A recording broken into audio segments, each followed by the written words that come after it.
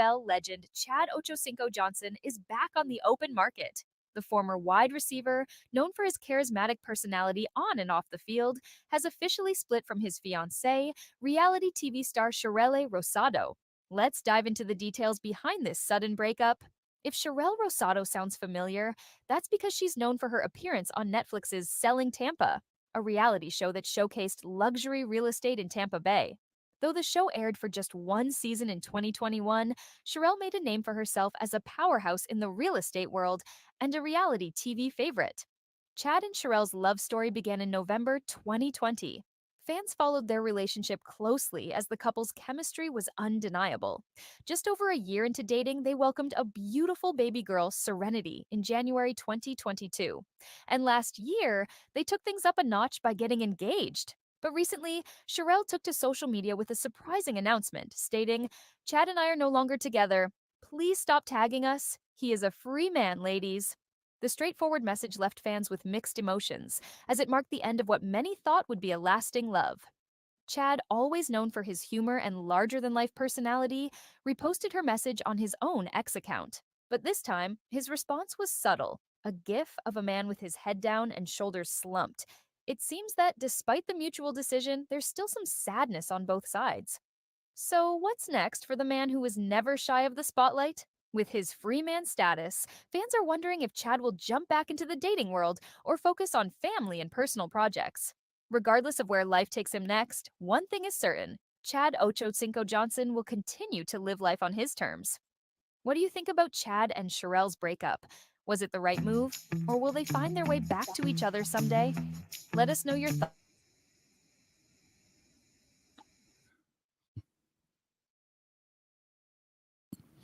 What's up with you, dog? She asking us, was it the right move? We don't know. And I had to be honest with you, I don't even think we care. Yeah. But was it the right move?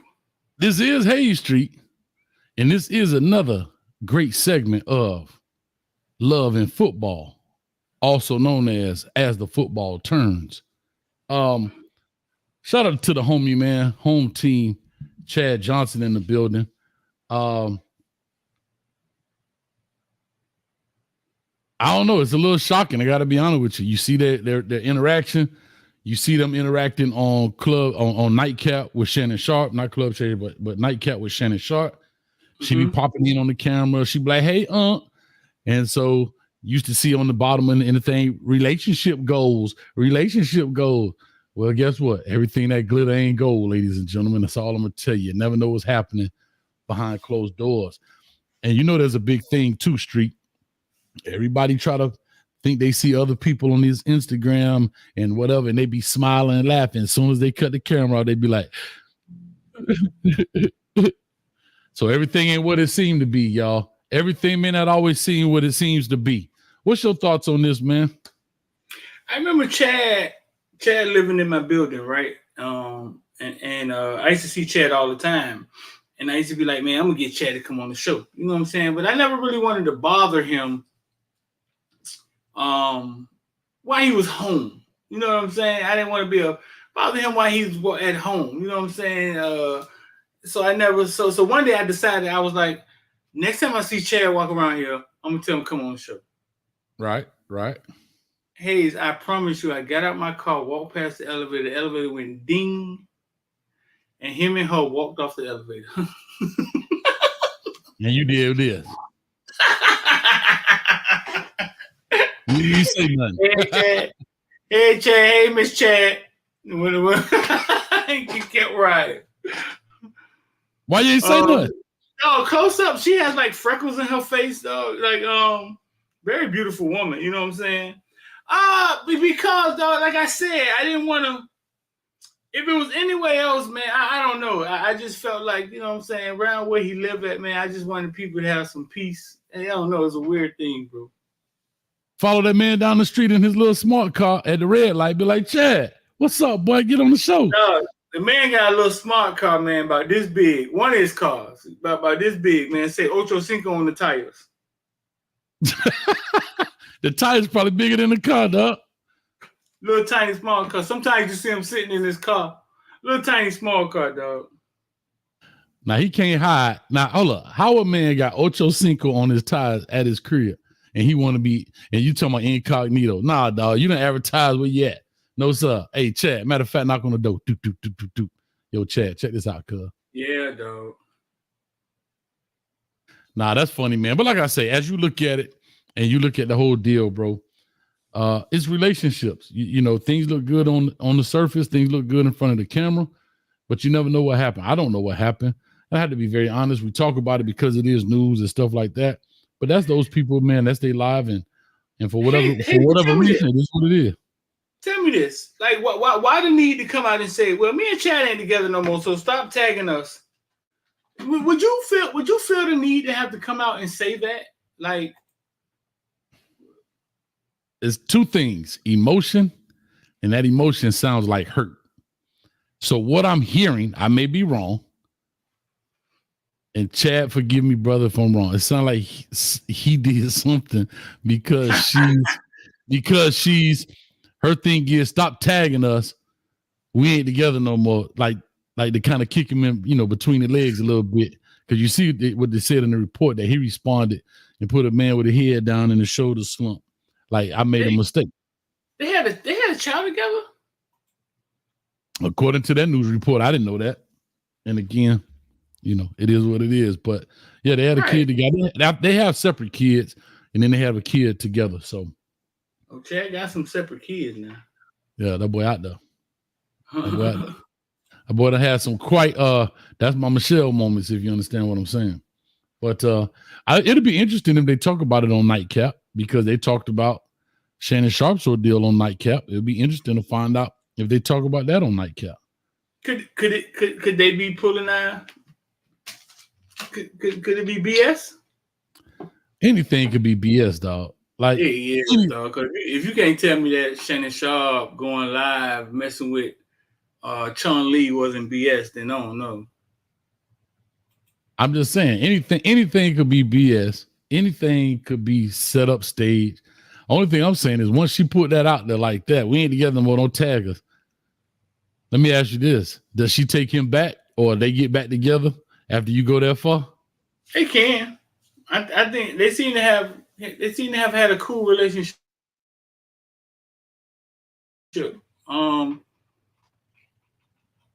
Yeah, they seem to kind of got along well. You know what I'm saying? So it can happen. But after she done put that out there like that, yeah, that makes you think that she fed up, huh? Or she hurt. Shout out to the villains, man. Or not even fed up. She hurt. You know what I'm saying? Again, Chad, I know you're watching, because I called you earlier. You ain't answered, but I know you're going through some things. But Chad, listen. If you stepped out the front door, if you know what I'm saying, then you know maybe that's what it is. I don't know, bro. But again, the Idle Mind is the devil workshop, and all of these bloggers and vloggers out here are going to come to their own conclusion. You know, because there's no information, and when there's no information, what do? You got to kind of create a narrative, and I think that's the biggest thing, man. Is that when you're a celebrity and you're in celebrity relationships like that, especially now with him being part of the Shannon Sharp crew, and Shannon Sharp is, doing big things with these interviews and all of that kind of stuff. I don't know. Sometimes you got to Olivia Pope that thing and get in front of it and try to just say, hey, we decided we're not going to and at least put that out there. Now, people are going to call that BS too. However, at least it the speculation of, well, he was cheating, just like I did, basically. You know what I'm saying? Right. If women just knew how much we didn't give a dang about the side chick, I don't think they'll stick around a little longer. They just don't understand. It's like the diet, right? For example, I'm gonna make this parallel. It's like the diet. That's what they say. Oh, you cheating on your diet. I could have went without them potato chips, but I ate it. I don't, you know what I'm saying? Like, I could have went without them, but I ate them anyway. I could have went without the old girl, but I did it anyway. You know what I'm saying? I'm going to eat my diet food, my broccoli and my asparagus and my Brussels sprouts, but I wanted some ice cream. You know what I'm saying? Like, so that's why they call it cheating on your diet. That's how I'm going to leave it. Yeah, I'm going to be right back on the no carbs. If they was just, yeah, dog. They My just know cheat day. how much. Oh. Friday is your cheat day, right? Friday is the cheat day in the diet. That's why they call it that, because you're going against what you should be doing. But it is what it is, man. I totally understand. Street, let me go in and get into this part, man. First of all, let's say what's up to everybody, man. Welcome to Hayes Street. Got this thing rocking and rolling. 106 in the building. And we rocking and climbing, man. We back here on the street. We out here on these streets, boy. We had to throw a camera up to make sure our product's still moving, if you understand what I'm saying. We don't leave that like that. But here's what I will tell you. Make sure y'all hit the like, share, and subscribe button, man. Let's let this thing grow. Hayes Street. I love doing these because we get to talk about all type of stuff.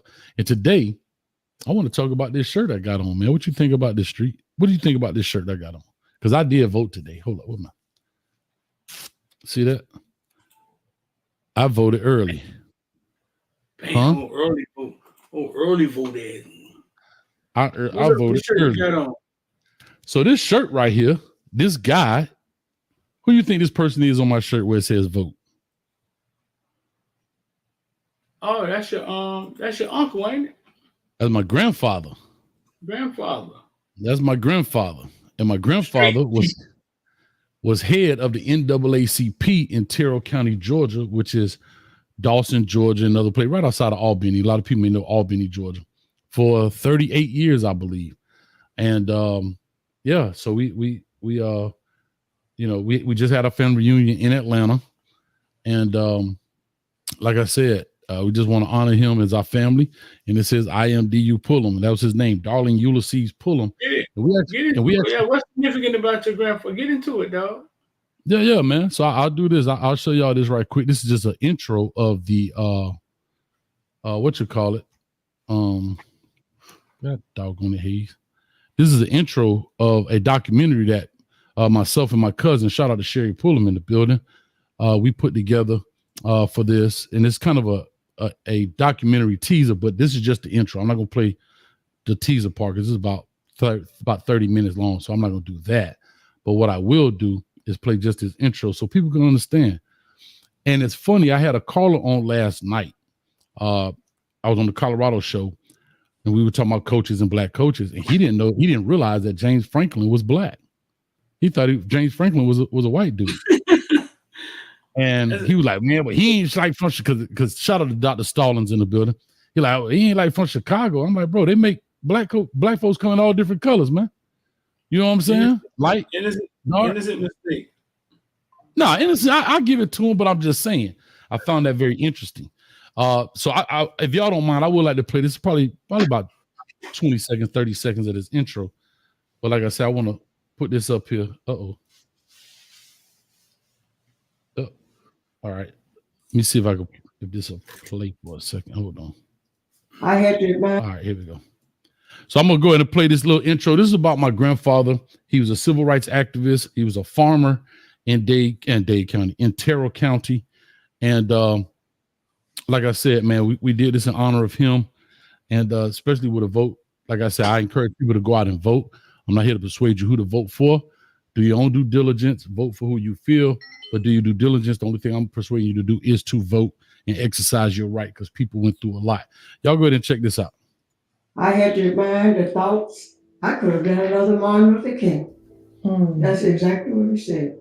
And as you continue to move on in your movement, that you are willing to struggle, to suffer, to sacrifice, and even die if necessary, in order to be free in this day and in this age. In the heart of Georgia, amid the brutal racial tensions and violence that earned Terrell County the grim moniker Terrible Terrell, emerged a beacon of hope, Darling Ulysses Pullum Sr. And that was his mission, to remove that stigma of being terrible Terrell County, but Terrell County where persons could live with a better quality of life. Standing at just 5'5", D.U. Pullum had a towering vision to end the unfair treatment of blacks in Terrell County. He was the first. He was the first. He was the person that encouraged everyone, told everyone, it is your right to vote. Despite facing harrowing violence and opposition, D.U. Pullum's steadfast dedication galvanized his community. Someone beat him up. I guess left him for dead. But he survived that, thank God. And he continued on. People were scared to go to the polls to vote. He actually put them in his car and carried them to the polls to vote. His legacy underscores the profound power of a name in the quest for education, freedom, and equality. This is the story of a man who would become one of Georgia's fiercest fighters for justice and civil rights. There you have it, Street. That's just a little intro right there, man. And on April, like I said, man, that's just for my grandfather, man. Shout out to darling Ulysses Pullum, known as D.U. Pullum in Terrell County, man. And like I said, at that time, there was a lot of things going on. And people fought through, and that's why I encourage people to vote. As you said, he was beat up, left for dead, because just trying to get people to register to vote, right? He never tried to get people to vote for a particular person or party, but get to the polls and vote, because people went through those things, man.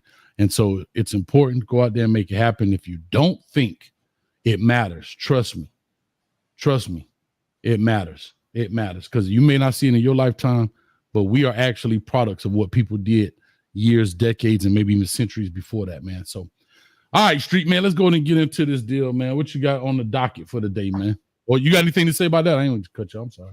I mean, sometimes, dog, when you think, dog, for people out there, sometimes when you think you got it rough, or you think somebody trying to hold you back, or you think shit is against you. You know what I'm saying? You got to think about people like your grandfather. You know what I'm saying? People who really had to stand up against a real struggle, a real hate, a real boogeyman.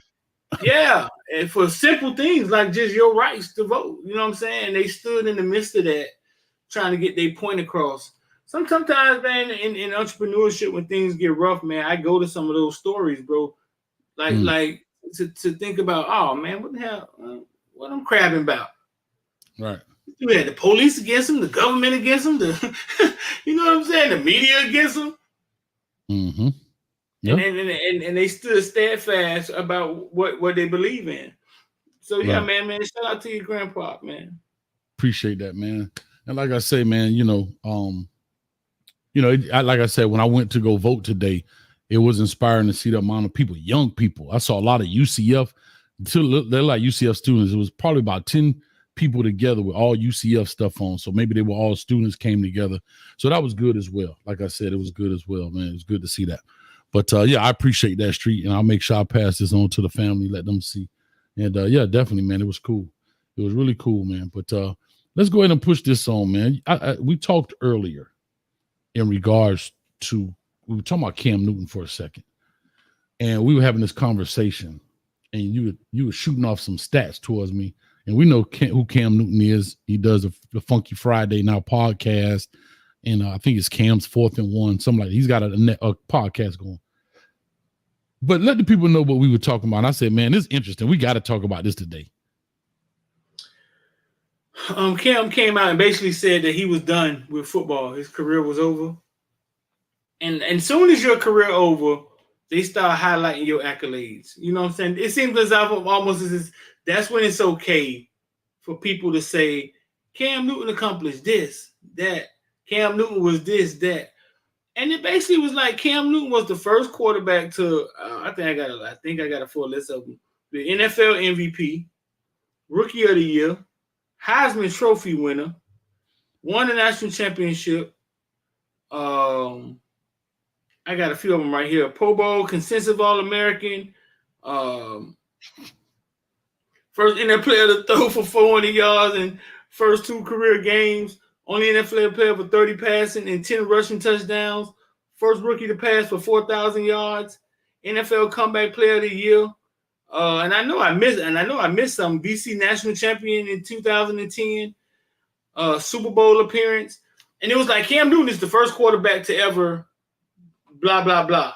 And if we could go back, Hayes, let me play this real fast. And if we can go back to this to this moment right here. when you hear all this stuff about Cam Newton and you remember this moment. High school in Pennsylvania. He went viral for all the wrong reasons back in 2021 after a clip of him talking smack to former NFL MVP Cam Newton surfaced, with him saying Cam was about to be poor and mocking the fact that he was a free agent at the time, which resulted in a lot of backlash, especially from other NFL guys. It's been over 3 years since this infamous moment took place, so where is Giseth now? Soon after the clip surfaced, Owens did issue an apology to Newton, saying, "I let my competitive side get the best of me." He'd go on to finish up his senior campaign at Spring Ford the following fall, where it doesn't appear the attempts he made to get attention from collegiate coaches on Twitter went very far. On the bright side for Giseth, though, he's gained over 100,000 followers on TikTok, so it's good to see him have success elsewhere. Yes, what he did wasn't smart, but we've all made dumb mistakes at his age. It's just that sometimes the lessons we learn from those mistakes are harsher than others. Overall, let this be a lesson for all young athletes. Be respectful and don't try to act hard for clout. The world can see through that. Whatever happened to the high school football player that was trash-talking Cam Newton at his own camp? Free agent, Rich. You're free agent. You about to be poor. This is. Everybody remember that when that kid was talking trash to Cam at the 7-on-7? Yeah. The fight got into and all that. Yeah. Yeah. I mean, that was. Yeah, and my question, and the question is, how great do some people have to be in order for us to look at them as great? Yeah. I'll just say this first before we move on. I commend the young man for the apology, right? So I commend the young dude for that. But to your point, though, Street, it's crazy that a guy accomplishes all this stuff and you don't respect, in essence, the elder, right? All the things. Kind of, it's a perfect segue, kind of what we were just talking about with my grandfather, what they've done. And you got people talking about, I'm not finna vote, not realizing the work and the dirt that was put in. You know what I mean? As they say, and I hate the term, get it out the mud. But like you say, Cam, you know, he talked about his journey at Florida. He talked about going to a JUCO, coming back to Auburn. You know, the coach over there did him dirty at what school was he at? Mississippi State. Talking about his daddy wanted money and all that stuff, and still came out, literally put Auburn on his back for the natty, because they were supposed to lose that game. Put Auburn on his back for the natty. And then you got some little snot-nosed 12-year-old, 14-year-old dude out here. You gonna call me trash and broke? That's crazy, bro. That's crazy. And so Gregory Davis said Cam is too accessible. He is. He's very accessible, Gregory Davis. But don't we always say these NFL players will never come and give back? Street, you took the words out my mouth, dog. Man, you too good to come back to the hood. He is in the fray with your children. And people still want to talk about his hats. Yeah. He traveling in 707s. That ain't doing nothing for him. He's probably spending way more money than he probably ain't making no money, but he's spending money to put kids on these teams and travel to these different events. And like you said, when they do come back, we kick them down. Yeah. We always say, man, they don't know how to give back, or NFL players, they get big, they act like them. Believe me, because when they get big, dog, they act like they don't know you. I don't know what that should be about. You know what I'm saying? But as soon as they not big anymore, they come right back down to life. Then they normal again. But he's right here accessible with children, leading kids, and running into problem after problem after problem. Nah, he talks a little trash. He does. He does. Very boastful, very bashful, trash talking in a non-threatening way, if you ask me. You know what I'm saying? I've been around him numerous times. It's kind of like in a showman way, because he always has cameras with him. He records everything. Mm-hmm. It's almost like Chad Ochocinco. Like, he talk trash, but you know what I'm saying? Yeah. Like, it's banter. It's within fun. It's all within the game, but it's nothing crazy. You know what I'm saying? And it shows some confidence in. I get it. And it is funny.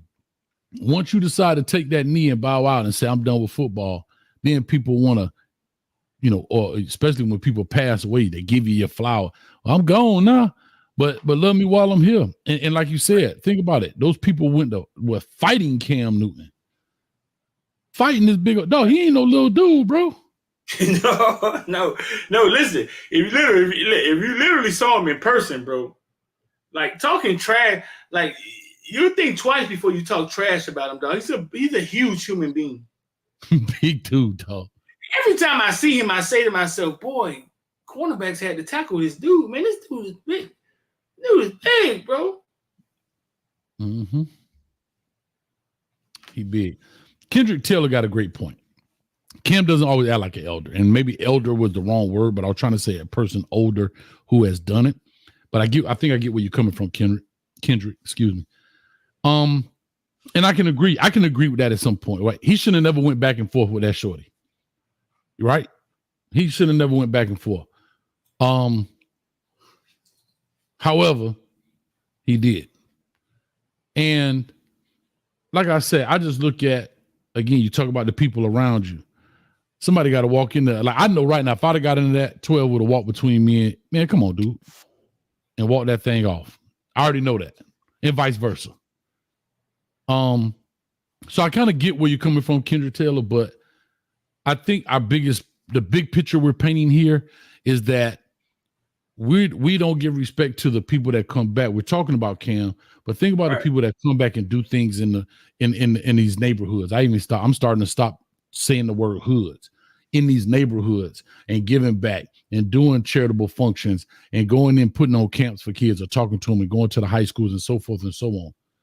And a dude is standing up there talking, giving his journey. Shorty like this on the phone. You know what I'm saying? So I think we're using Cam as the face of this, but this happens all the time, man. And Street, I know you around the way more than I am. See, this is what people don't understand, because I done been with this man at numerous 7-on-7 events. So Kendrick, close your eyes, dog. Imagine being the only dude in the building that has been to NFL Super Bowl, to NFL MVP, all that stuff I just read off, national champion, Heisman Trophy winner, and everybody in the building think they could play football. You're the only one here that has done it. Every time you walk past somebody, the feeling is, man, we ain't give a fuck about, we ain't scared of Cam. Right. And it almost is like they feel like they need to say it. They need to be the one to challenge Cam. So imagine your day be filled with that without bodyguards, right? At some point, you're going to say something, right, to somebody, right? Mm-hmm. Yeah. It's very hard, though. It's very hard. I don't think y'all realize how hard it is to be the center of attention around ignorance. Good point.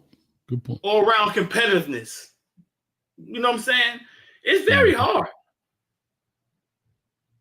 Good point. Yeah, he ain't walking around there with bodyguards. He ain't walking around there with people protecting him. Right. He just got a cameraman. And his team can fight. No, it's very difficult, bro. Very, very difficult. And until you in them shoes, you know what I'm saying? It's hard to judge.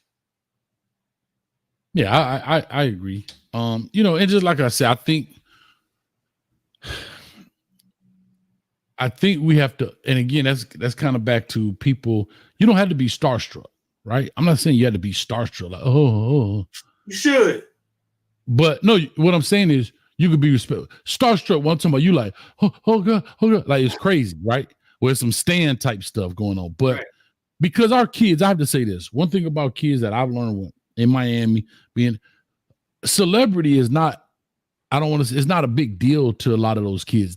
Because people will show up to their games. You can go to a West game Central and see celebrities on the sideline. You can go to a Pop Warner game. Think about it. You just had the dude from University of Miami, Damian Martinez, at the game. It was a Pop Warner game, wasn't it? One of the Pop Warner game? Yeah. Trick Daddy was there. Right. Everybody was there, yeah. I mean, think about this. You got Uncle Luke from 2 Live Crew every Friday, Saturday night on a sideline that all of them kids' mamas used to dance to. Ain't nobody storming the field. Oh my God, it's Luke. Oh, da, da, da. You know what I'm saying? It's not like that. You know what I mean? Like Trick used to come out when I was at Flanagan. He'd come to the practices and come hang out there with Bush and them. And they now, you know, none of the kids were like, oh my God. You know, they saw Kodak Black when he did his thing with the Hennessy bottle and stuff. Right. But it wasn't crazy. It ain't crazy to see celebrities for these kids. But there is a respect level in there. And I get like, you know, you want to talk a little trash to him, like, well, Cam, I'll take you deep. You know what I'm saying? I get that part too, right? Because that is part of our culture at the crib. We're going to talk that ish. We're going to talk that ish. Right. Yeah, I mean, but bottom line, it should be some respect. I don't know if it's starstruck. I don't know if it's, but no, there should be some respect. There should be some respect for you trying to walk in his footsteps and him accomplishing everything you wish you could. Mm-hmm. It should be some respect.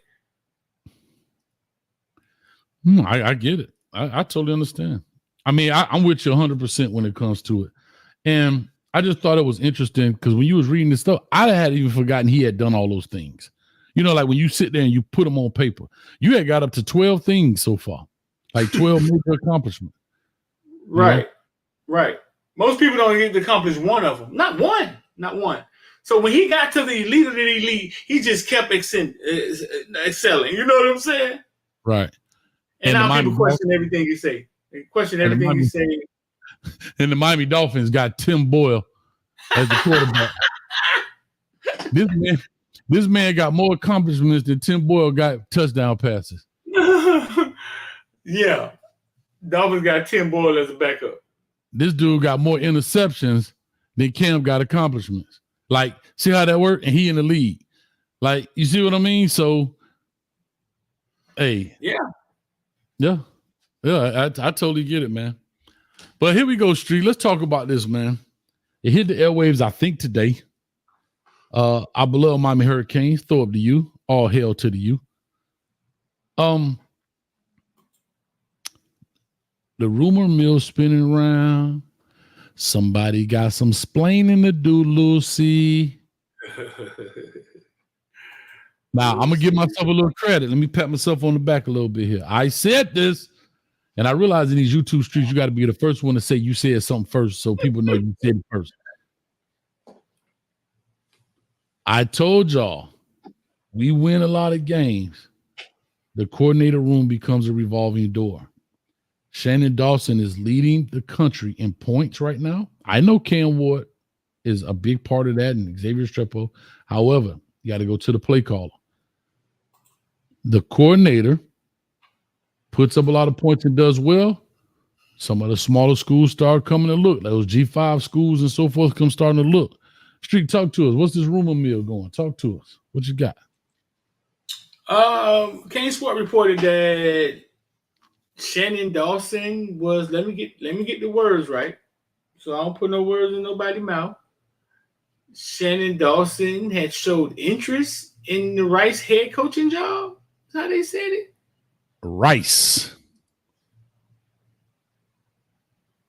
Now remember, they just fired their coach from Rice. We talked about that yesterday. It was firing season. Shannon Dawson shows interest in the vacant head coaching Rice job. Now, I don't know. Kane Sport gets this information. I don't know how they see him show interest. Maybe they're walking by his house and he's reading the paper. But checking his internet search history. He's checking his internet search history. Right. I don't know. He started following Rice. I don't know. Shout out to Kane Sport. You know, I'm just I don't know. I don't know how to get it. You know what I'm saying? But they got it. I have a clue how to get it. But they got it. Right?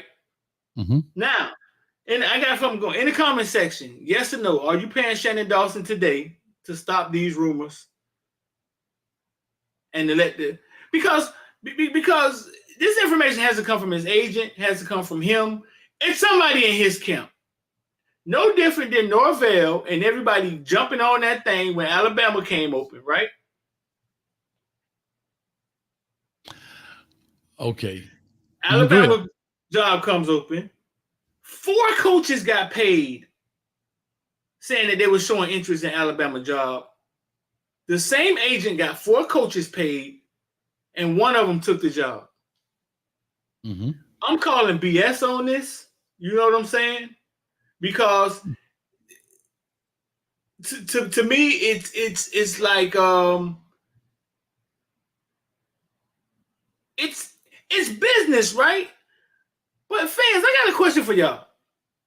Why don't y'all get mad at coaches when they do stuff like this? Miami's 8-0.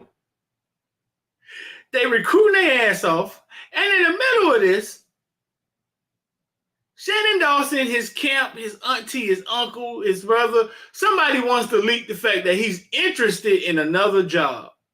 Why don't y'all get mad at the coaches when they do stuff like this?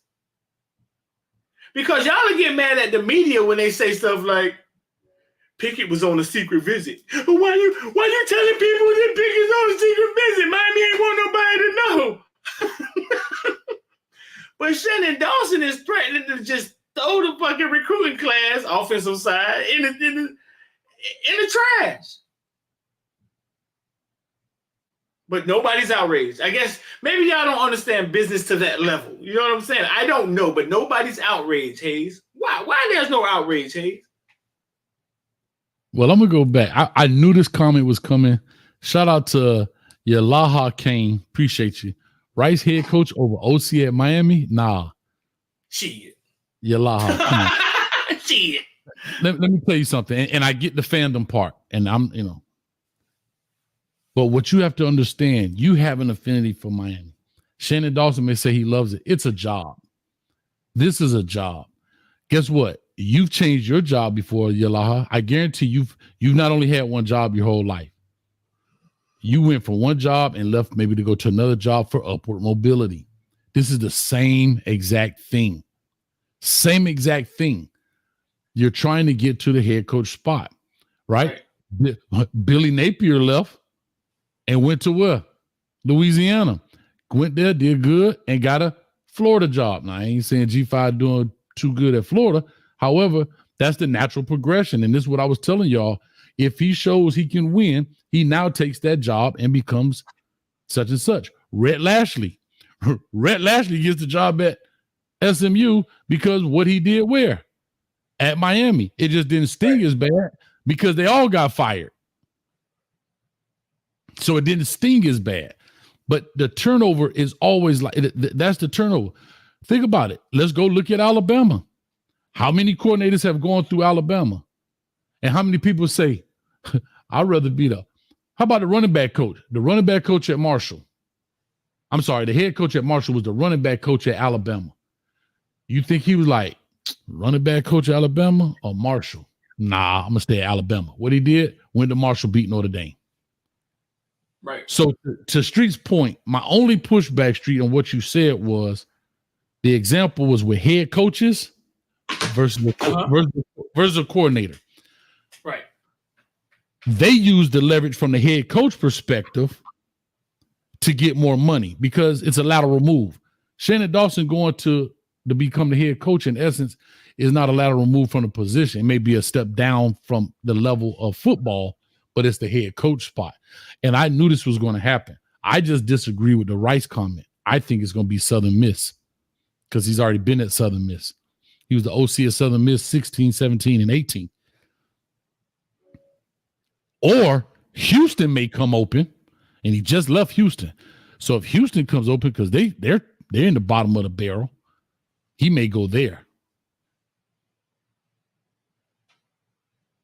So what does a head coach look like? Like this is all weird to me. Just last year, all the Hurricane fan wasn't sold on Dawson.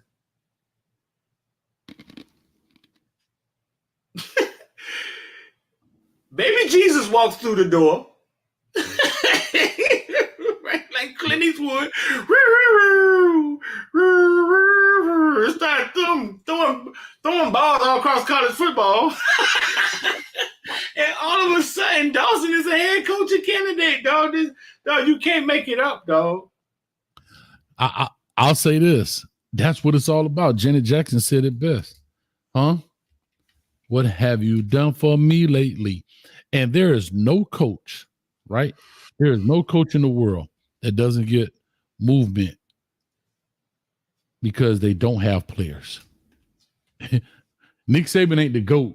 He's the greatest coach. Nick Saban is the GOAT because he did great coaching with great players. See what I'm saying?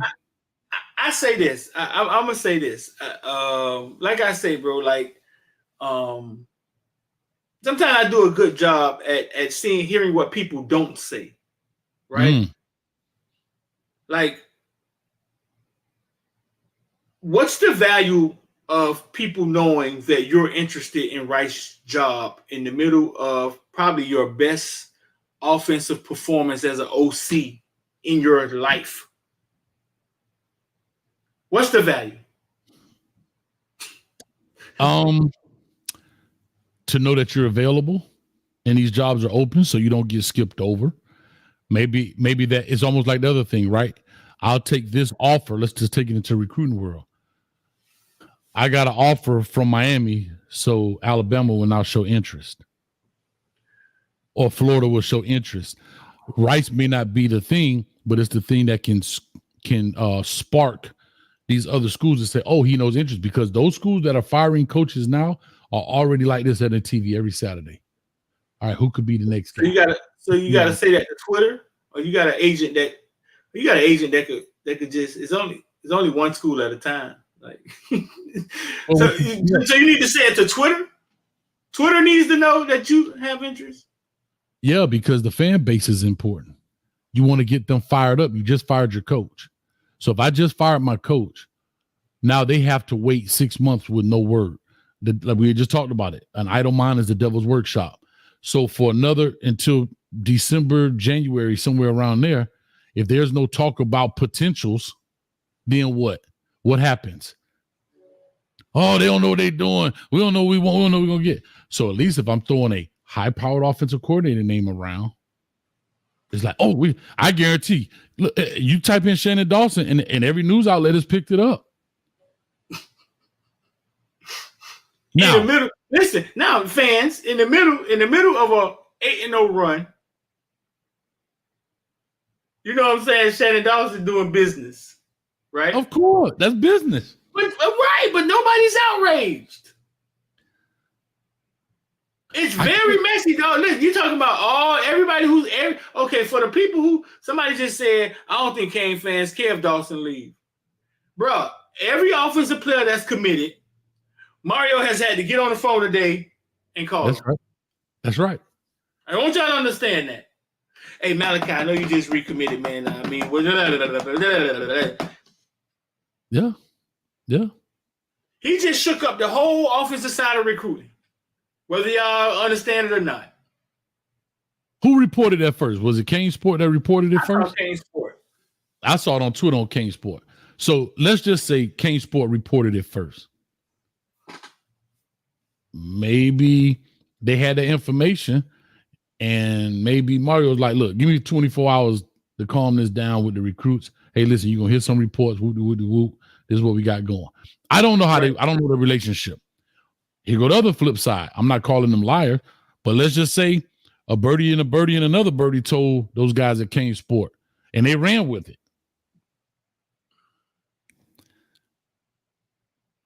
I don't know. It's almost like the Lane Kiffin thing. You're right. It could be. It could be.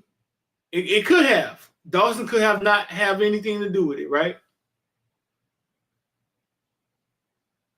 Yeah. I mean, it could have been his agent. It could have been, I would assume your agent. But I'm willing to bank on. I'm willing to bank on his agent, his team. You know what I'm saying? Are the ones who released it. Somebody who's not emotionally attached to any of this. You know what I'm saying? Somebody who don't give a damn. You know what I'm saying? And it's a leverage play too. I believe in money. If Rice is there and Rice says, hey, I'm just pulling a number out of my hat. If Rice say, I'll pay you $1 million, he really don't want to go to Rice. Like I said, Southern Miss has fired their coach. He worked there. Houston is not great. They're actually 3-5 right now. I don't know their situation. I don't know how far along the coach has been in, but let's just say Houston, which he just came from. So I think that coach just got there because he just came to Miami after that. It may be a leverage play to say, hey, well, Rice gonna offer me a meal. All right, we give you 1.3. It's so much business that goes on that stuff too. Yeah, I want people to understand that. For the people who going Rice compared to Miami, who doing that. No, bro, it's kind of like it's kind of like if he was a teacher, he has to become a principal to be looked at as a principal. Can't wait to become a principal at. Right. So it doesn't matter where he becomes a head coach at. He's going to have that on his resume now. Now he's a head coach. Now he's looking at head coach money in the future. Yeah. Yeah. And see what happens? This is exactly what happens. There you go. You started. Now you see what everybody. Now Miami Hurricanes are already starting to replace Dawson. And that's the fan part of it. That's the avalanche effect of this deal that TJ for the 199 says, bye. We'll get that UNLV dude with the go-go offense. And there's what's happening right now. See, so what you have to do is so the go-go offense dude, he may not get a G5 job. He may have to go be a coordinator at a P5 to go back down to get the head job at the G5 to go back to get the head job at a P5. You see what I'm saying? Right. I'd be wrong to ask Dawson, ask him at the press conference, like, you have an interest in Rice. Like, how does the information like this get out at a time like this? I think it's a fair question.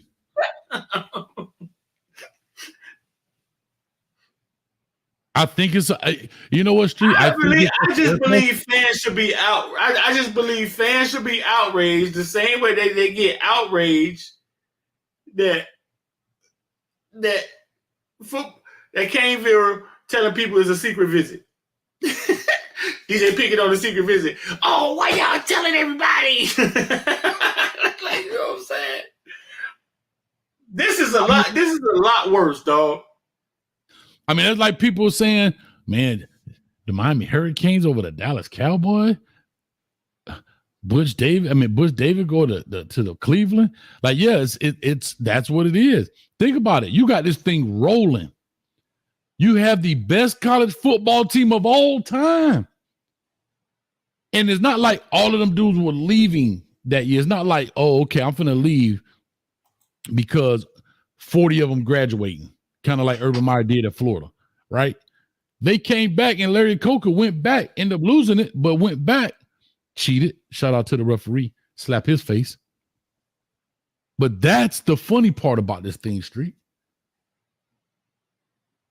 So to your point, people don't get outraged. I guess because I also understand the business and the workings behind it.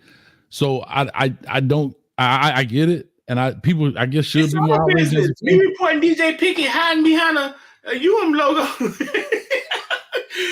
in a secret room is good business for me. Exactly. That dude like this. It's all business. Yeah. So, hold on.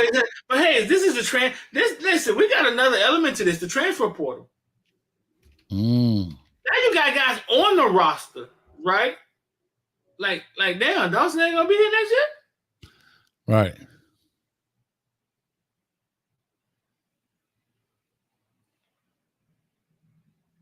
Does he go in there? Does he go in there and set it straight? Like in the coaching world, like how? Like what when this happens with a coach, do he just walk around like he ain't see it? Like, hey, what's up, Ted? What's up? What's going on, Blake? like bro. Yeah. Yeah. He just walk around like it ain't happened. Yeah, he just like this. He like, like he see that, hey, he see the booger hanging out your nose. He ain't gonna say that to you. You see the spinach in your teeth. Hey, Street, how you doing, buddy? Keep on walking. Yeah. So your homeboy Mario ignored him today? No, Mario knows about this because Shannon Dawson, if he didn't tell Mario, that's bad business. Talk to us, Hayes. Talk to us. There's something. All right, talk to us. Yeah. So here's what the deal is, right? They knew the coach was gonna get fired, right? Uh-huh. He loses this. No, you notice if you ever hear those interviews later, They knew this person was gonna get fired. That person, they know these things before it hits the streets, before it hits the airwaves. The coaching fraternity. Yeah, because the agents talk, this person talk. Okay. Everybody knows somebody that knows somebody, right? Right. So when it hits the fan, Shannon Dawson, is just my opinion. He probably goes in to Mario and says, "Hey, coach, I think they may let the guy go at Rice. They showed some interest. They reached out to, Tony, my agent, whatever. And I don't want to kind of put it out there that, I'll be interested in looking at it, but I want you to be the first to know, so because what you don't want to have happen to your head coach is he get blindsided by a Daryl Streeter question.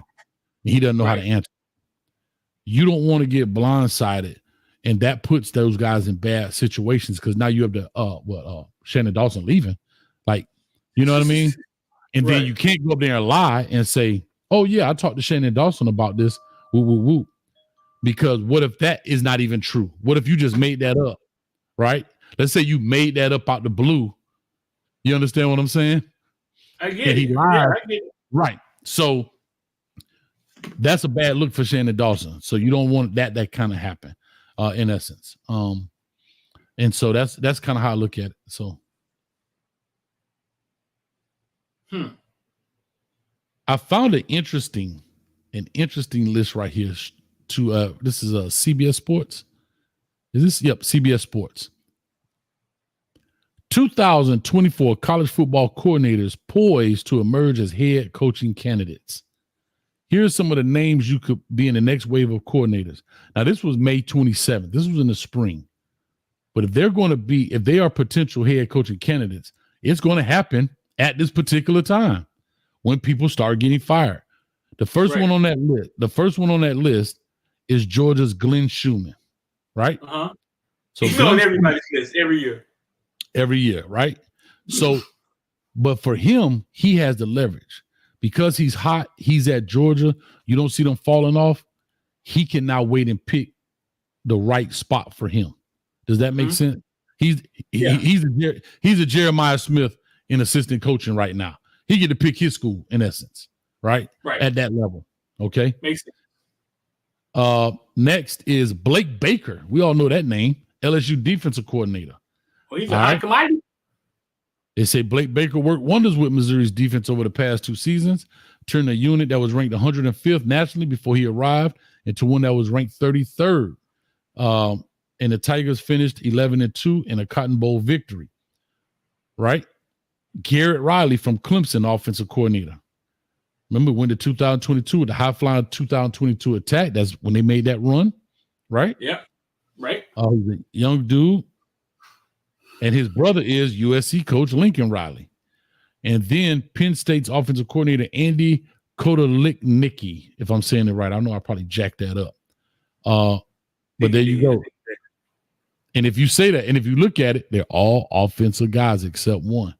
They're all offensive guys. Well, that's not true. Defensive coordinator at Georgia, defensive coordinator at LSU, OC at Clemson, OC at Penn State. Speaking of the devil, check out my dog up there. Shout out to Joe, man. What's up with you, baby? That boy say, yo, I need you to holler at me, man. Hit me up. I got to ask you something, boy. That boy, shout out to Joe Milton in the building, man.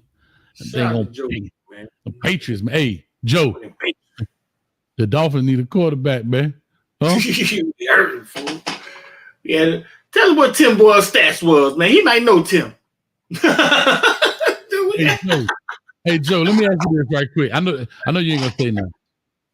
What if I told you the Miami Dolphins got a quarterback that threw 1 touchdown and 13 interceptions? 1 touchdown and 13 interceptions. Got an undrafted free agency and made it to the league, and he's now playing for not now, but he was playing for starting for the Dolphins. He started for the Dolphins, though. He started for the Dolphins, the NFL team. 1 touchdown in a season and 13 interceptions. All I can say is, Lord Jesus. But you was in the SEC running for your life. That boy say, hold up. That boy like this. You in the SEC running for your life, competing against the best. And this dude walks in the NFL with, with all interceptions. Hold on, here go the worst part. You talk about level of competition, right? He walks in with interceptions at what school? UConn. UConn, bro. They talking about he throw a good ball. Yeah, he do throw a good ball to the wrong team. To the other team. Right. The dude has been in the league since 2018, and he's been on 1, 2, 3, 4, 5. He's been on 6 different teams, man. 6 different teams. He's still there. He done got his pension. That boy ready, man. Shout out to Joe, man. But yeah, man. So I just look at this and I say it's just a natural progression. Real quick, Joe, is Tennessee in the Natty this year? Huh? They predicted to be in the playoff. I just need a thumbs up, thumbs down. Thumbs up, thumbs down.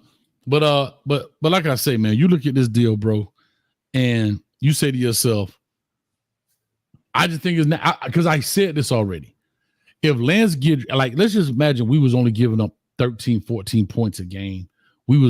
Imagine if we blew out the VTech, not even blew them out, just beat them by 17 to 25 points consistently. VTech, Cal, right? We put Louisville down, put them to sleep, right? Still had the same score of Florida State. Lance Guidry be on that list too. Now, I do think Shannon Dawson goes first because I think it's an offensive coordinator jobs first because everybody want to score points. But he definitely would be on the list. Definitely would be on the list. We have two coordinators putting out. Boy, that'd have been. And that's what I said about getting coaches that don't specialize. Shout out to Mario. But when you don't specialize, this is all because if he doesn't do well, you're gonna fire him. If he does well, they're gonna hire him. They're not gonna take him. And if he stays in the middle of the road, how long you gonna keep him before he does well? You got to make a change. I mean, think about it. UCF literally fired Ted Roof yesterday, 2 days ago. Literally fired Ted Roof. He may have given up some points, but bro, they ain't losing by 60 5 weeks in a row. Right. Right. You know, I mean, Gus Malzahn, the OC, he the play caller. And you scoring 12 points out here, coach. I mean, it's modern day football. What you want me to do? That boy averaging a hot 12. Bro. Let's see here. UCF around this joint. We did the other day. Then they beat New Hampshire 57-3, 45-14. TCU 35-34. Colorado whooped them 48-21. Florida 24-13. Cincinnati 19-13. You lose a football game 19-13 in modern day football. Iowa State 38-35. BYU 34-24. Well, Colorado spanked, huh? Yeah, but ain't like y'all breaking the bank when it comes to putting up points. So I don't know, but shout out to the homie, dog. Shout out to Tim Harris. Got the play calling duties at UCF, man. Yellow bus boy. Why, okay, explain that. Why announce that? Why come out and say you Malzahn, you the offensive guru? Why come out and announce that? I think it's a way of Gus Malzahn, saying, I trust him. I trust what he's doing. I trust what he can do. And he's trying to really push Tim out the nest, not in a bad way, but get him the experience so he can go on and maybe get another coordinator job, or he does a good job there, because a lot of these guys, these head coaches, they do want to relinquish that duty. Even though they're still an offensive-minded coach. You saw Ryan Day bring in Chip Kelly for that particular reason, right? It's a lot to be the head coach and the play caller, bro. Right. Your job is to shake hands and kiss babies and put out fires. And when your players get arrested, try to tell a state trooper, hey, man, relax. Don't put that out there yet. You know what I'm saying? That's your whole job, you know? So, you know, that's the deal when it comes to that, man. If we lose Guidry, we go get Brent Venables at Oklahoma. That man's a whole head coach. And there you go, Jay Dirty. They be like, they talking about Nick Saban can come be our defensive coordinator. Man, come on, man. Yeah, Nick Saban finna come call defense under Mario.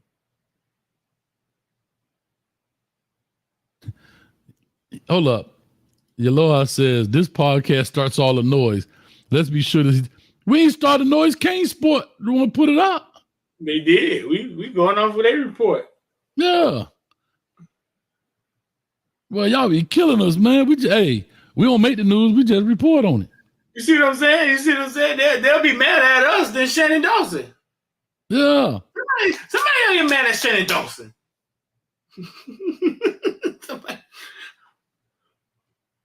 But this also, in a good way, this also gives Miami a chance to start eyeballing guys too.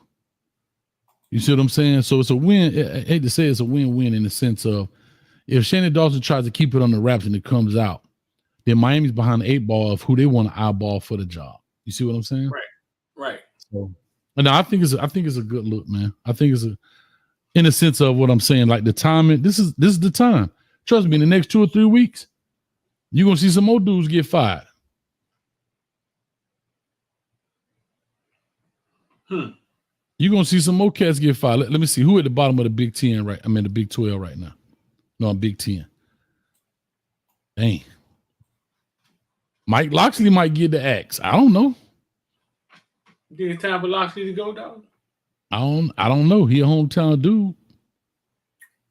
Matter of fact, I think Clark Leah, I hate to say this, if somebody else get fired, he may get the job out of Vanderbilt and go to another school, and then now that job is open at Vanderbilt again. Because he's done a phenomenal job with the school in the shape they're in. They 5-3 right now. Bro, they 5-3.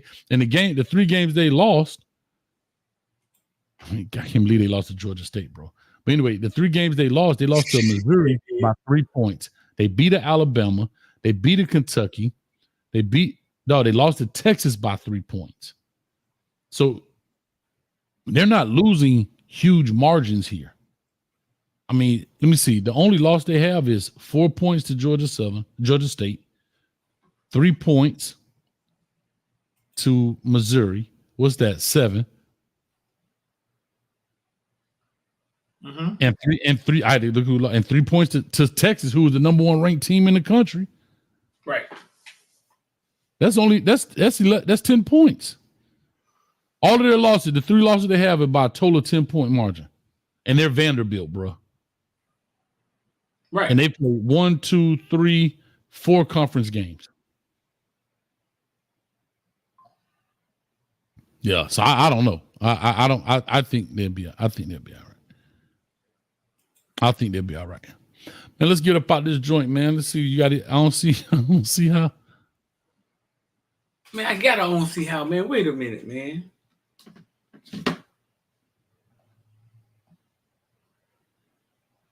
I thought we had another segment, dog.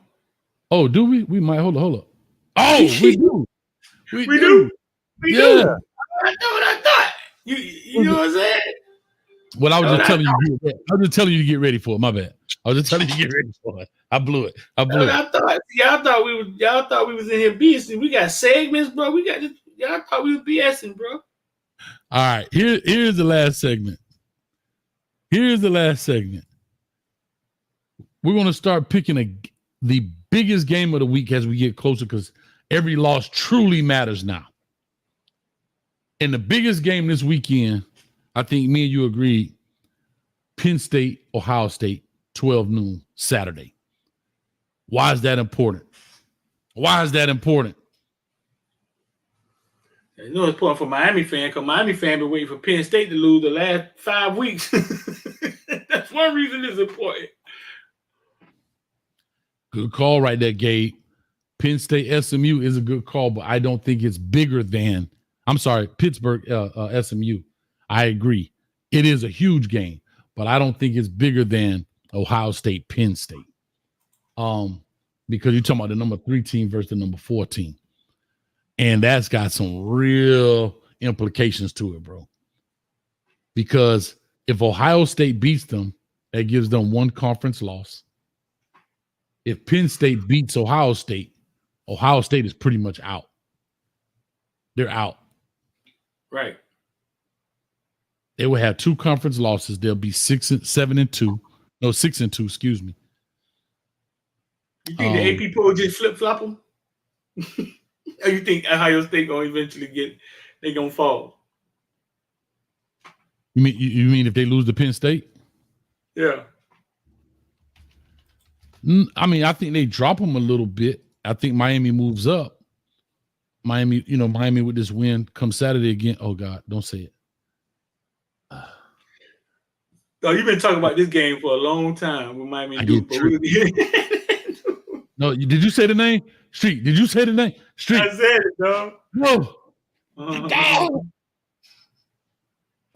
You're not gonna like it when I'm angry. You remember that? Boy, I used to love the Incredible Hulk. Boy, he turned like that, his eyes be, and that music go ding, and his eyes get green, and he go away and come back, and that dude be like, rrr. But anyway, yeah, if they lose this,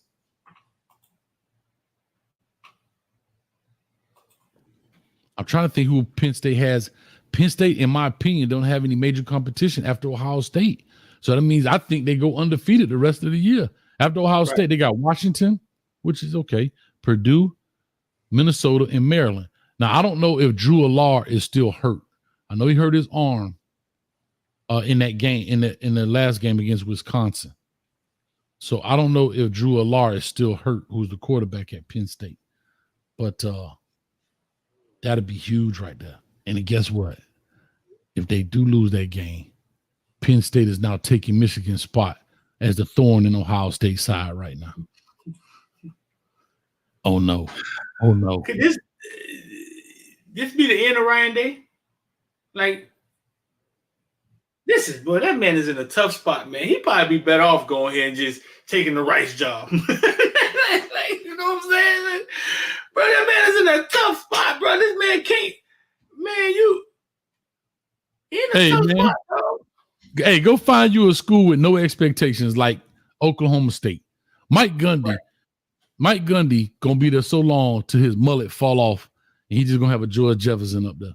Because think about this: they were one of the top teams, consistently good. They still got Ollie Gordon, and they have not won one conference game yet in the Big 12, and they are dead last in the conference.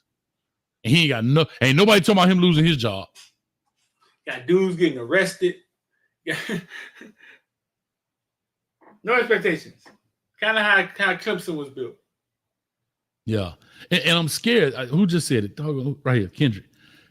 You brought in Chip Kelly. Did you bring in your replacement? You think they want Chip there? Chip had a couple Aki run-ins at a couple of these places he's been at. You think they want Chip there? I don't know. You think Chip fill the seats? Offense gonna be high scoring, and that's what Ohio State used to. Think they get the people buying the tickets? I think he the OC now, right? Yeah, he the OC this year. He left UCLA and became there. And in Ohio State, they don't really have anybody left either after this Penn State game. Purdue, Northwestern, Indiana. That's gonna be the game of the week based on what happened. They play Indiana, and then they play Michigan, which I think they dragged Michigan this year. Michigan, who just had that big brawl. You forgot Indiana had that stick this year, huh? Who that is? Emily Hayes. Oh. That's my boo thing, but you forgot Indiana had that stick this year. Yeah, I don't know, man.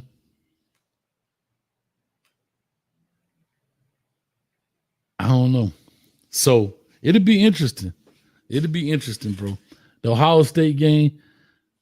And again, people talking about Indiana. This will be their real first, I don't want to say level competition, but their biggest opponent so far this year.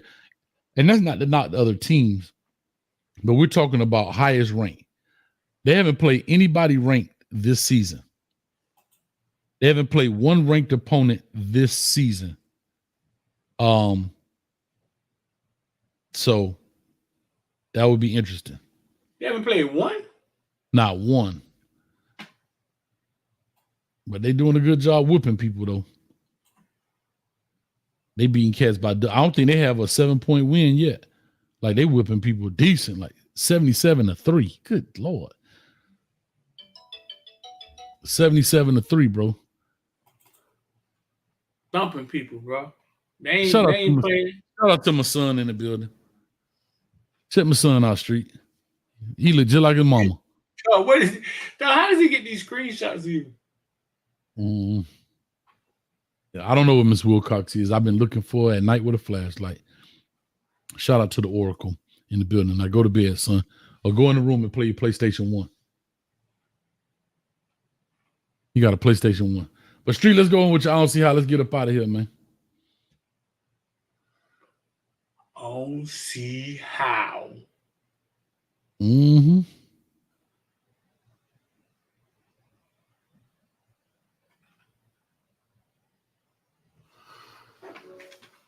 You got one? No. Mm-hmm. I do have I don't see how, actually. I don't know if I necessarily want to play it. I could play that part. Let's see if I can find this clip on here. I don't see how. I'll say this. I don't see how it's brought to you by Coach Hates Football, good, bad, and ugly film reviews. I don't know if you've seen the video. Is this it right here? Yes.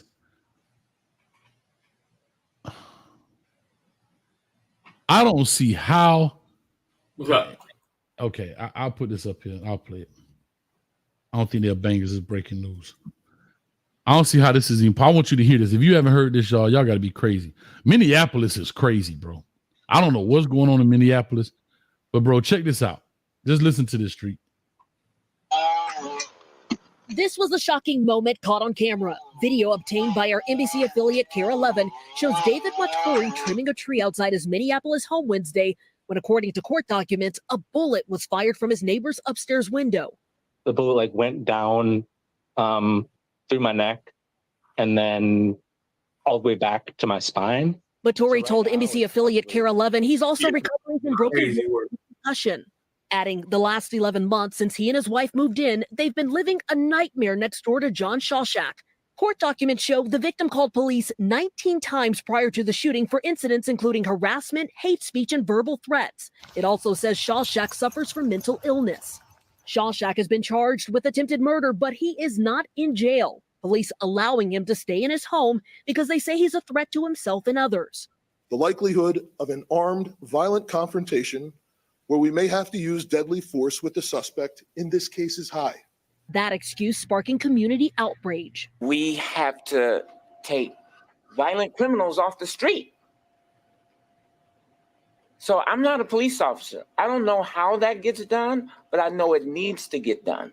Police say Shawshak rarely leaves his home, and the department has not set an arrest date. We are not going to bust the door down, guns blazing, and get into a deadly force situation, but we will ensure the community will be safe. Matori says he feels the Minneapolis Police Department failed to protect his family by not arresting his neighbor when they needed them most. If you're saying you're scared, what does that do to me? You know, like you have this body armor, you have professional training. Dana Griffin, NBC News. It's McDonald. Bro, did you hear that? Street, did you hear what? Okay, he shot the. Unbelievable. The police chief said, "We're not going to arrest him and go in there guns blazing." I ain't asked you to go in there and kill him, but there are 1,000 different ways you can gas him out. You can knock him out with gas. Like, I'm gonna tell you a fact. If he would have shot one of them, they would have took a bulldozer. He just bulldozed the house over. And bro, I know that for a fact. Like, I don't see how he could, that police chief could sit up there and say that we're going to make sure the community's safe when the dude shot out his window at the man. He didn't come out there and stab him with a knife and ran back in the house. That means that man could shoot at anybody out of his window. Yeah. Like, I don't understand the logic behind the, okay, we're going to keep him safe because blah, blah, blah. He shot the man out the window. That means if somebody else is walking down the street, they could get shot because he already know he facing, luckily the man didn't die, so he's facing attempted murder charges. Yeah. Right. He's shooting out his window. How y'all gonna keep him safe? What y'all done put a force field around his house? What did y'all do? I'm confused. He could shoot at the neighbor's house through their window. He could be on a scope and looking at somebody in their kitchen. Like what? I'm not understanding how any of this makes any sense. It don't make sense, man. But the police are becoming more scrutinized every day, right? And I think this is what you get. And this is what I feared for a long time. Like I feared this. That scrutinize the police, they become softer. Send a Tesla robot in to arrest him. I've always feared this, dog.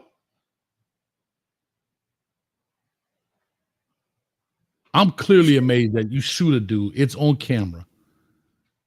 You know you. I don't understand. So how long you gonna wait him out until he come? Like what's the process of arresting him if he stays in the house? You wait till he run out of food and he got to come out. Like that's what I'm saying. How long do you wait him out? Like when do you? It's not okay. Look, he's dangerous. He's known to maybe be making some BOMBs. This, that, and the third. We got to come up with a strategy. We plan on. You just said we ain't gonna do nothing.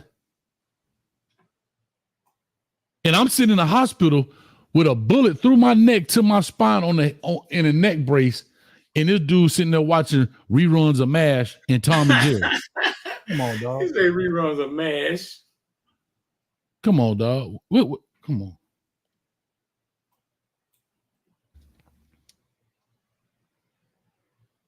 Oh no, it's foul, dog. I don't know. That's my I don't see how, bro. It's foul, dog. Ain't no easy way around that one, dog. It's foul. They've had so many problems, though. It seems like they've had so many problems. I don't see how brought to you by IOD Squad, dog. 786-459-9499. If you want to get down with IOD Squad, that's where we invest every day, talk about crypto, put option plays in. We put out a stock watch list every morning. 786-405, or click the link in the description down there.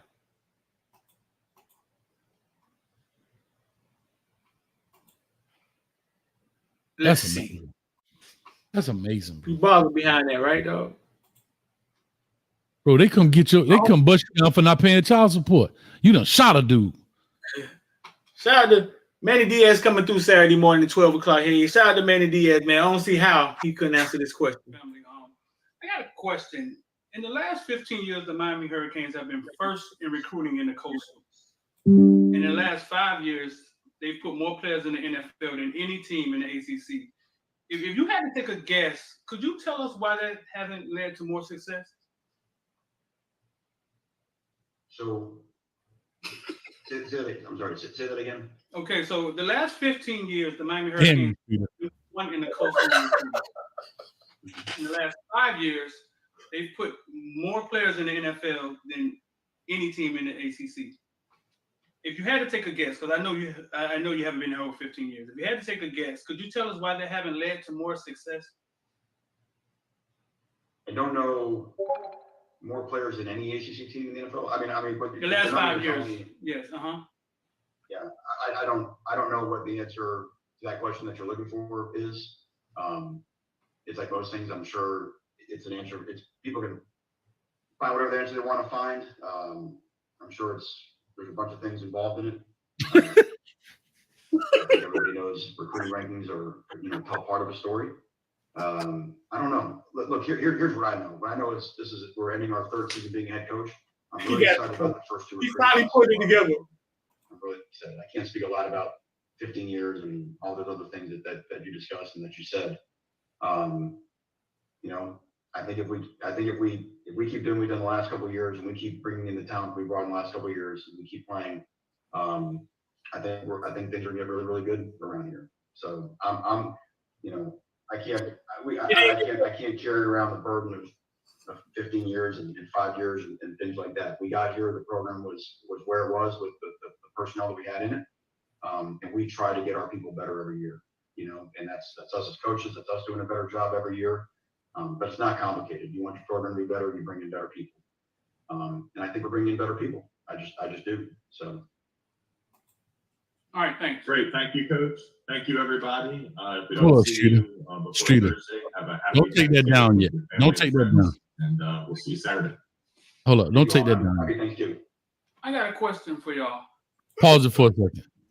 Pause. All I want to say is, damn you, Daryl Streeter. That right there is the same thing you don't want to get when you ask about your coaches. So I hear Shannon Dawson got the rights interview. Could you repeat that? That right there, quick. So here's the funny thing. Didn't he just say we just finished our 3rd year? Yeah. So that means 3 of the last 5 years you were a part of. You were there. He was there as the defensive coordinator. Remember, he was there the whole thing. So he was there the last 5 years. Right. He recruited some of the players. 2 is the DC, 3 is the head coach. Yeah. Bro, you could literally see the gel sweating out his head, dog. Like you could see it running down the side of his face. Like if he could speak Spanish, he would have cussed you out. Glory South say, Street, what was going through your head as you sat there listening to that BS? Honestly, I was never the hard question guy, right?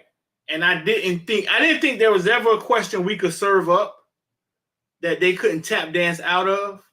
I don't know why he listened to that question so deeply and got caught up in the truth, the facts in it that he didn't know. And he got stuck there. We did what? And he got stuck there like mud. Like like he wanted to say, nigga, who told you? You sure about that? Where did you get that from? Like that's a Coach Hayes kitchen moment right there. Now that's what Coach Hayes do. I ain't gonna lie, I formulated some plans. That wasn't my thing. So honestly, bro, I'm telling y'all, I never got into media to be that guy. I was uncomfortable. That's why you realize I said when he said, "Could you repeat the question?" I said, "Oh shit, he can't answer this," and I felt a little embarrassed. I did. So I said it really slow, dog. So I repeated it really slow, so he could give me some just bullshit coach rhetoric, right, Hayes? They got all type of ways out of stuff. Here go a great segment. Great segment. Remember we did this before, and I want to bring this back. I think we're gonna do it on Wednesday. I'm gonna coach. Ask me. Right. So Coach Hayes, the University of Miami. Hold on. You ready? We got Daryl Streeter from Footballville. Coach Hayes, go right ahead. Go ahead, Streeter. All right, Coach, how you doing today? Happy Thanksgiving. Good. University, the last 5 years, the university has been first in the coastal. No, has out-recruited every school. No, has put in the last 5 years. Hold up, start this over. We're going to cut it up and do a side-by-side of my answer versus Manny Diaz answer. So we got to do this right. Even though we live, I don't even remember the question, dog. It was something like, okay, the last 5 years, the University of Miami has put more players in the NFL than any team in the ACC. And for the last 10 years, University of Miami has been number 1 in the coastal in recruiting. Could you, if you could come up with an explanation of why that hasn't resulted to winning? Yeah. First of all, I did a terrible job hiring coaches. I wasn't really prepared for this job after I took over as defensive coordinator. And so when I hired these guys, they were my buddies. I mean, we go drinking together. Sometimes he'd give me a double shot. And, whoever gets home safe first usually gets the call. And so that's really how I came about getting the coaches. Yeah, we did a good job getting some great players because we're some cool guys. And because we're cool guys, the players love us. But we can't coach worth a damn. But, we don't know anything about coaching. We just went out there and got I think we went to Barnes and Noble. Hey, Blake, did we go to Barnes and Noble and get that Football for Dummies 101? Yeah, you still got a copy of it? Yeah, bring that to the office because we got a game next week. But here's what I'm saying. That is why. So we put a lot of players in the league. Those guys in the NFL are professionals, and they know what talent looks like.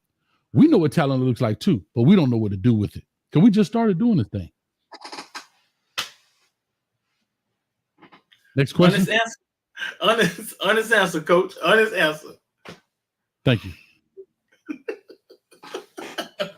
Now, you know we're gonna cut that street. I'm gonna cut this up. We're gonna have a good time with it. Hey, that's better than his answer. He just wanted to say, nigga. Like he wanted to get one out on me, dog. But Manny Diaz, listen. If you listen, dog, that was not my intentions. My intention was not to stumble you up. But I was frustrated. Now, I want y'all to know where the question came from. I was frustrated because of what he had just said.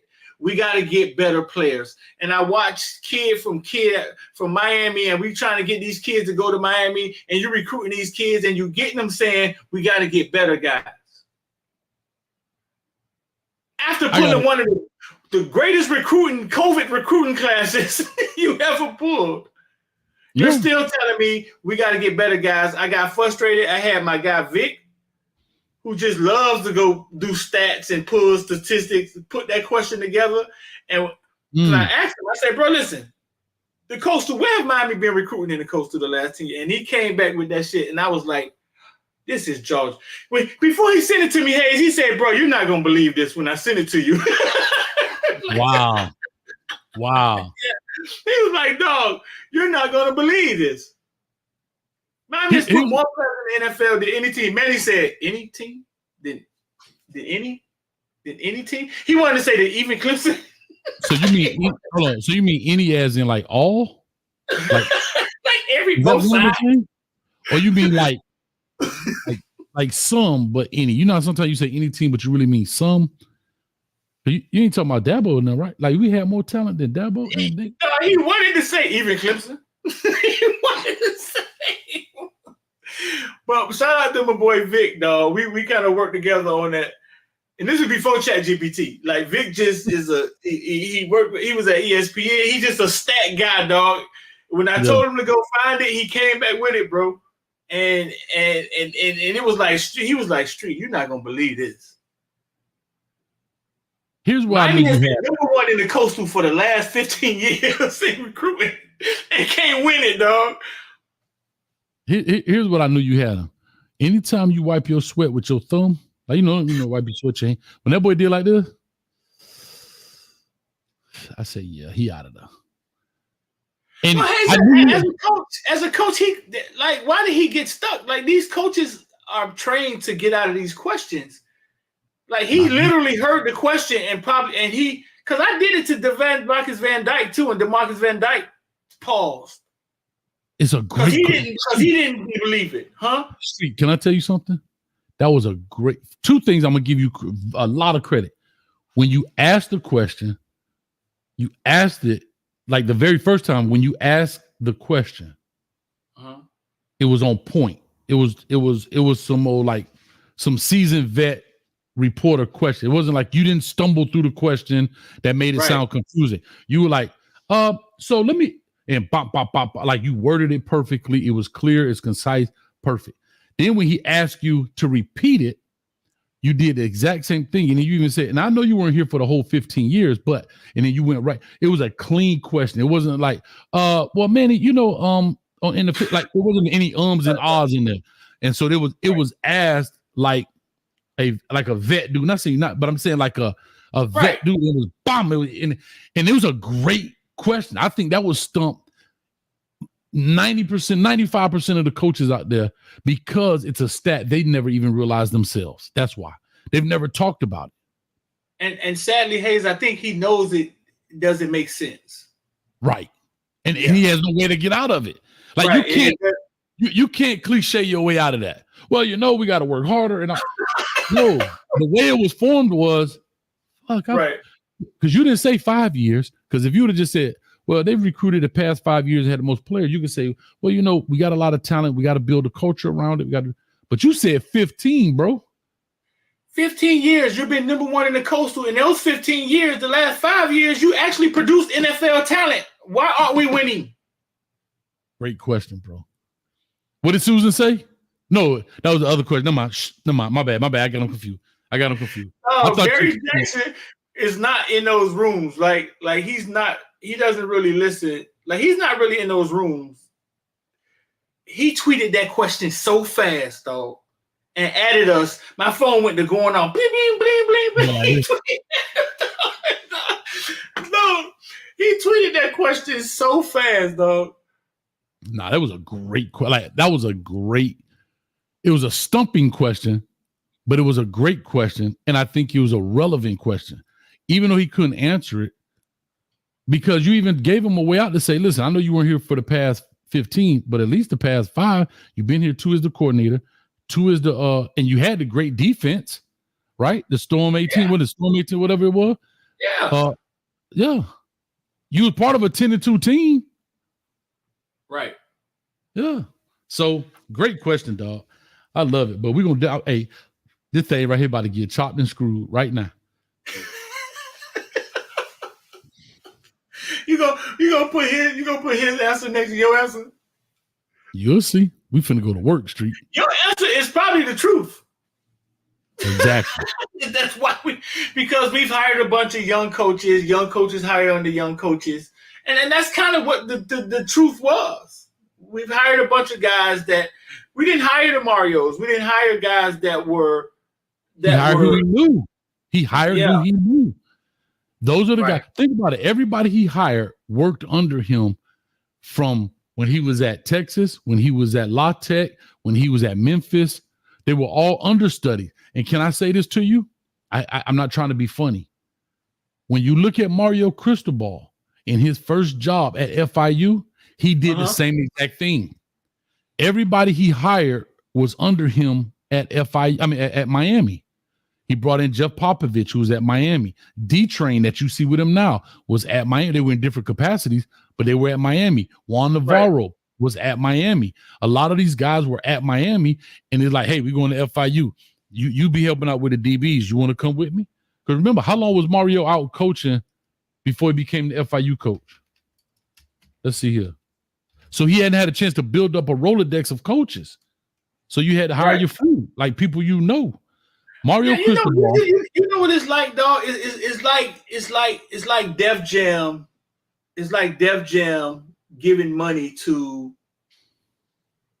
Rockefeller to start their own label. Yeah, you got a star Jay-Z. All right, we're gonna give y'all rock. We're gonna give y'all money to start your own label, and you go hire the homies. The homies.